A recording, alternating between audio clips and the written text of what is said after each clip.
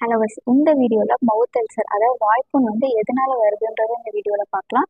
Most of the people இந்த மவுத் அல்சரால் suffer ஆகிட்டு தான் இருக்காங்க. ஸோ இது வந்துச்சுன்னா ஒழுங்காக சாப்பிட முடியாது, பேச கூட மாட்டாங்க. சில பேர் ரொம்ப பெயின்ஃபுல்லாக இருக்கும். ஸோ எதனால வருதுன்றதை இந்த வீடியோவில் பார்க்கலாம்.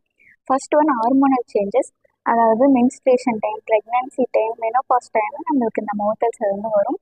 Second one high level of stress and anxiety இருந்துச்சு அப்படின்னா நம்மளுக்கு மவுத் அல்சர் வரும்.